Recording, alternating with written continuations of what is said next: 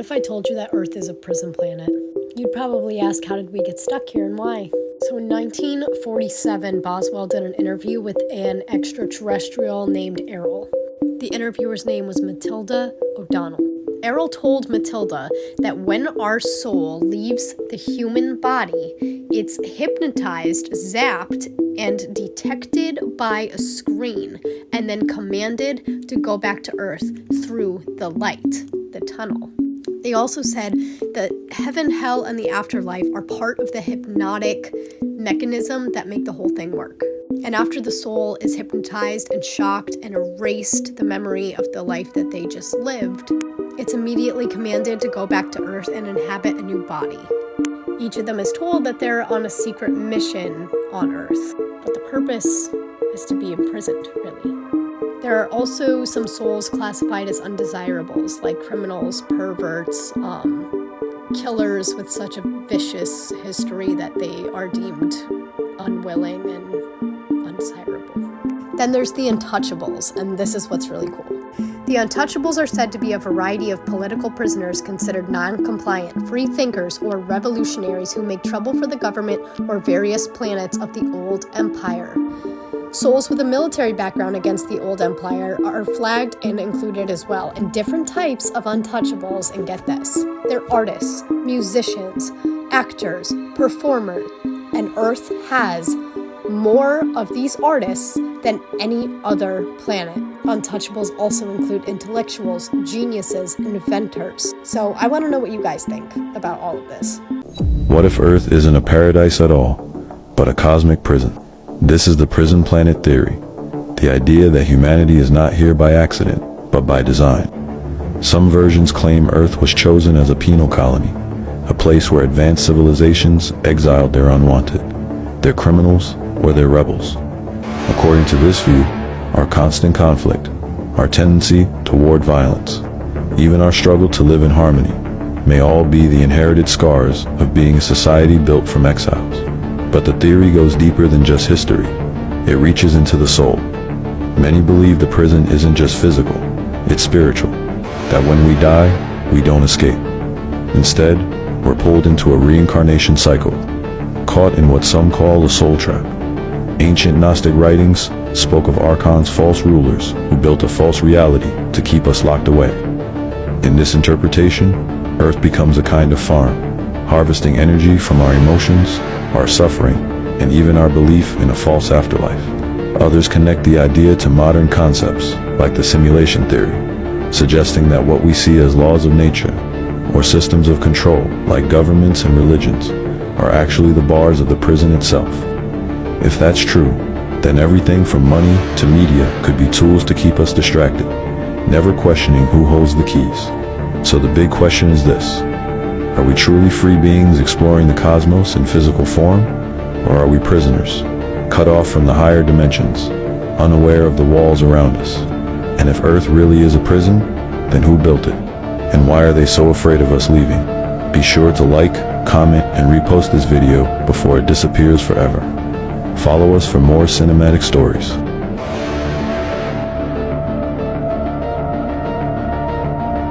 Alright, we're finally diving into the series. We're talking about the prison planet, and please watch us through the end because you do not need to be afraid, even though sometimes it sounds scary. So a few years back, I stumbled onto the prison planet theory, essentially that Earth is a farm and humans are being harvested for our negative or positive energy. Now what's fascinating about this idea pops up everywhere. In fact, some of the earliest Christians, the Gnostics, believed that what Jesus was exposing was the prison planet. The premise was essentially that the Earth was controlled by a lesser god called the Demiurge. And with the Demiurge, there are entities called the Archons who essentially mess around with the world to make everything terrible so that everybody's staying in this negative energy so that it can be farmed. And one of the themes that comes up repeatedly is that the moon is a reincarnation trap. Within Hinduism, it doesn't paint it as a negative thing, but it does paint the moon as a node within the reincarnation circuit. One of the Upanishads states that people, when they die, their souls go to the moon, they're eaten by the gods, and then they're sent back to Earth. In the Tibetan Book of the Dead, they warn to discern between the clear light and other enticing lights, because the enticing lights pull you into this reincarnation trap.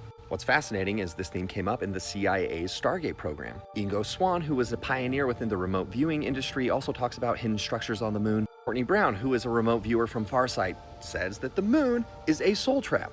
She also asserted that Earth is a prison planet where unconscious people unknowingly are being farmed for negative energy. That negative energy is called loosh, and that term was coined by Robert Monroe. All of the CIA's remote viewing, astral projection, the Gateway projects, it was patterned after this man. Now, what Robert taught about the prison planet isn't just negative. He simply just said that Earth is a farm and we are the crop. David Icke repeatedly talks about the Saturn Moon Matrix and that Earth is a mind prison. It is a consciousness prison. Terence McKenna, a pioneer in modern psychedelics, talks about the moon being a soul trap. And I'm barely touching the surface. This theme comes up everywhere, but here's why I want to bring this up. We live within a holographic matrix, which means life is not happening to you, it is coming through you, is being projected outwards from you. The reason why oftentimes people talk about free agency as a law, right? Nothing can happen to you without your permission is not just because it's a law of the universe, it's because the only things that can have power over you are things that you give power to. If enough people put energy and believe in a Satan, if you will, they create with that energy the entity that will farm the energy from them. You can consciously give permission or you can unconsciously give permission, and most people are doing it unconsciously. They don't realize all of these things that have power over them have that power because they give it power. They are the ones that are creating it. Now here's what I want to say. There's so many misconceptions around love, and love is the power that literally breaks you free. It helps you enter into energetic sovereignty. You tap into your powerful potential. The issue is there's so many misconceptions about what love is. I wrote this document, it's 60 pages. I'm telling you, it is the key. This is how you raise yourself into unity consciousness, Christ consciousness, enter energetic sovereignty, and become a creator in this plane. I love you.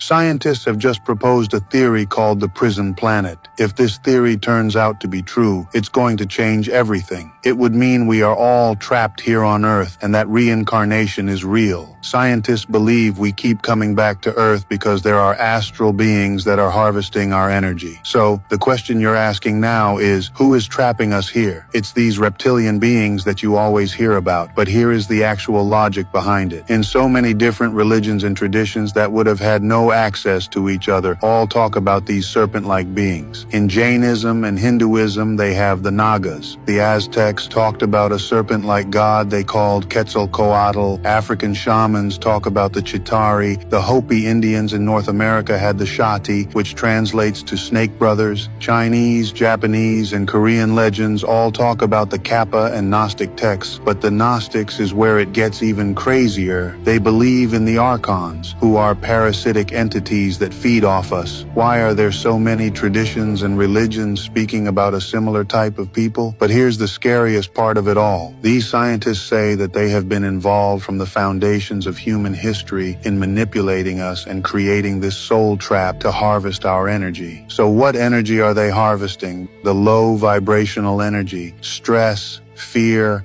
pain, grief, jealousy, rage, anxiety. That's what they feed off, and so they manipulate and toy with us, and they do all these things to make sure we keep producing this type of energy.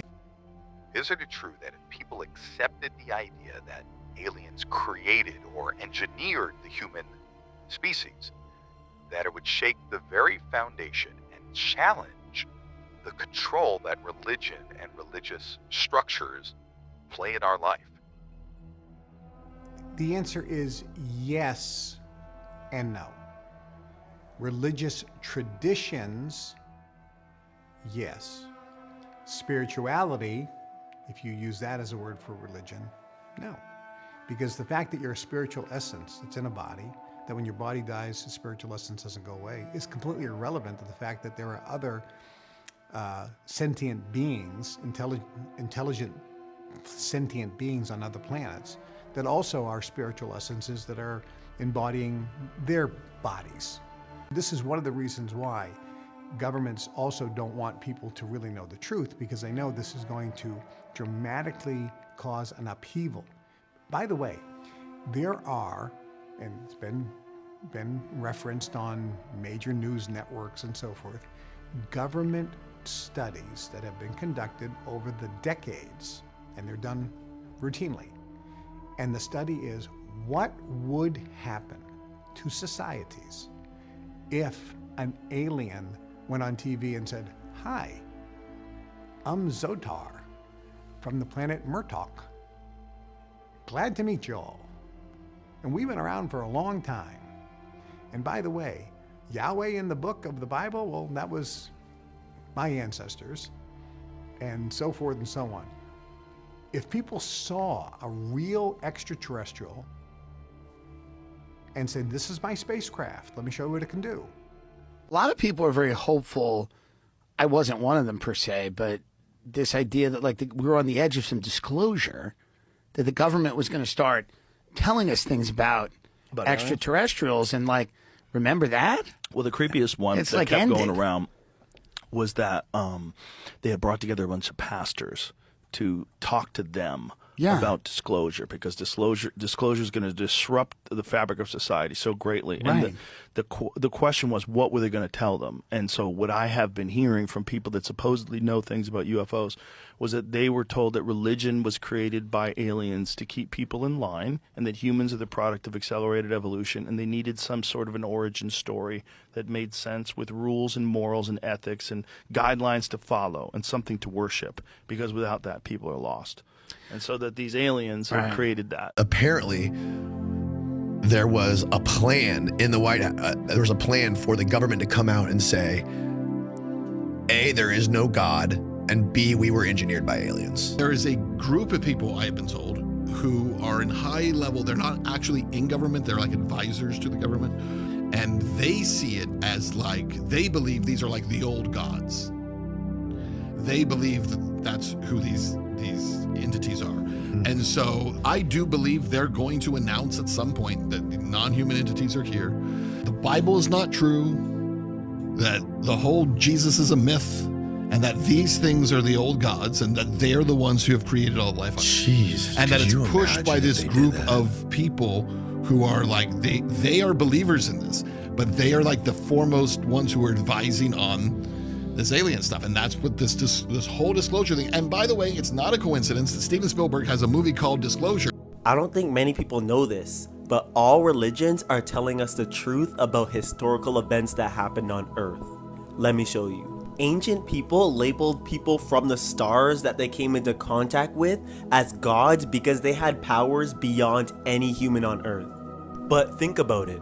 The only explanation for their existence and the continuous scientific evidence proving that these historical events happened is for these people that the ancients came into contact with to be extraterrestrials. It's actually not that hard to believe.